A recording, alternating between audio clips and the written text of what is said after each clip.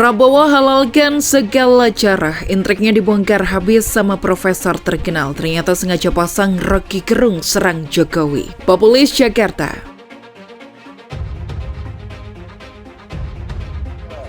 Saya kira itu keliru menurut saya secara seorang intelektual, seorang akademisi walaupun punya pandangan yang dia yakini, tapi tidak boleh pakai kata-kata yang seperti itu. Menurut saya masuk kabinet, saya lihat Pak Jokowi dari dekat, saya menterinya beliau, saya melihat keputusan-keputusan beliau, saya lihat pengarahan-pengarahan beliau, semuanya untuk kepentingan bangsa dan rakyat. Tapi saya kira beliau, Pak Rocky Gerung, saya kira juga sebagai sebagai akademisi, sebagai ahli filsafat, seharusnya apakah bisa dihukum? Karena apa? Katanya menimbulkan kegaduhan di sana-sini, menimbulkan keresahan dan lain-lain. Bahkan sampai unjuk rasa minta Rocky Gerung ditangkap dan dihukum. Pertanyaannya apa bisa? Nah, gitu saja. Negara Indonesia negara hukum. Kita semuanya harus menghormati hukum, punya kedudukan yang sama di depan hukum.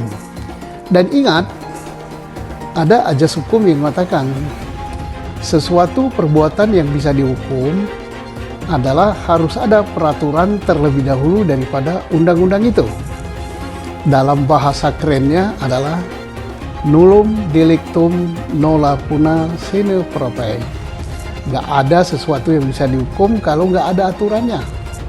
Mari kita lihat Rocky Gerung. Dia menghina pribadi atau menghina jabatan presiden. Nah, jelas dia katakan, saya tidak menghina pribadi Jokowi. Saya tidak protes Jokowi. Saya tidak segala macam lah kepada Jokowi pribadi. Yang dia lakukan adalah terhadap Jokowi selaku presiden. Nah, jelas jabatan. Reaksi masyarakat luar biasa bahwa Rocky Gerung telah merendahkan simbol negara, lambang negara, sehingga harus ditangkap, harus dihukum. Ya, budaya timur kita kan seperti insan yang bertakwa pada Tuhan, saling memaafkan, maafkan. Rocky Gerung sudah meminta maaf, apalagi sekiranya itu dilakukan dengan kesadaran nurani yang bening bahwa sebagai bangsa timur kita harus menyampaikan hal-hal yang positif, apalagi berkaitan dengan sosok presiden. Itu merupakan hal yang baik. Petinggi Istana, Kepala Staf Kepresidenan Pak Muldoko sampai mengadakan keterangan pers, sampai mengatakan bahwa itu penghinaan luar biasa dan sudah tugas daripada Kepala Staf Kepresidenan dan minta aparat supaya memprosesnya. Pertanyaannya, bisa nggak diproses? Mari kita lihat, akan diproses dengan apa? Penghinaan atau merendahkan martabat atau apalah namanya sejenis itu terhadap Presiden Republik Indonesia. Nggak ada aturannya. Duluan. Guru Besar Komunikasi Universitas Erlangga atau UNER Profesor Henry Subiakto mengklaim Rocky Gerung adalah salah satu tokoh non-parpol yang sengaja dirawat Partai Gerindra.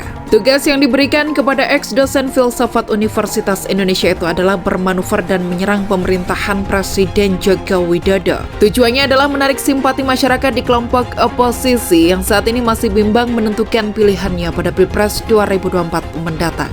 Kelompok masyarakat ini juga, kata Profesor Henry, sedang diincar koalisi perubahan yang mengusung Anies Baswedan. Gerindra di satu sisi mendukung pemerintah, tapi di sisi lain juga memainkan beberapa tokohnya untuk dapat dukungan dari masa oposisi yang sejak lama tidak menyukai Jokowi. Disitulah peran Rocky dan kawan-kawan sekolahnya bertugas bermanuver, menarik simpati mereka.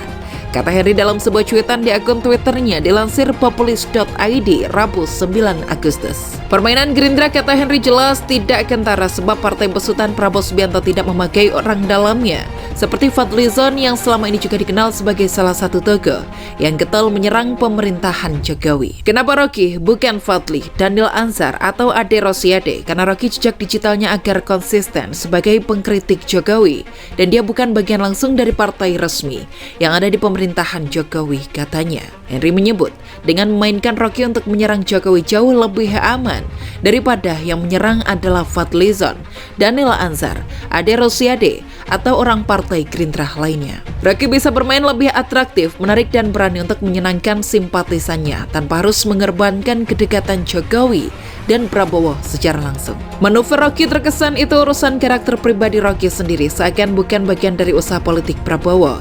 Itu yang jadi pertimbangan kenapa pencari simpati konstituen lama bukan para politisi Gerindra yang dulu keras ke Jokowi, sekarang jadi pada kalem, tuturnya. Namun sesungguhnya manuver Rocky ini justru lebih banyak akan menggerogoti konstituen oposisi dari dukungan ke Anies, ditarik ke tokoh yang lebih senior, ke tokoh yang lebih berpengalaman, punya partai besar, dukungan besar, dan juga lebih akomodatif, yaitu Prabowo. Strategi Prabowo memang luar biasa di kesempatan terakhirnya ini. Ini menunjukkan tim Prabowo cerdas. Di satu sisi menggerogoti dan menarik simpati pendukung Pak Jokowi lewat kedekatan Pak Prabowo, tapi juga membiarkan atau bahkan setuju dengan narasi-narasi Rocky yang mencoba menjelek-jelekan pemerintahan Jokowi untuk melemahkan dukungan ke Ganjar yang akan melanjutkannya, jelas Henry. Sekaligus membuat simpati para pendukung Anies ke Rocky, yang notabene Rocky adalah tokoh penting pendukung Prabowo sejak dulu, bukan pendukung Anies.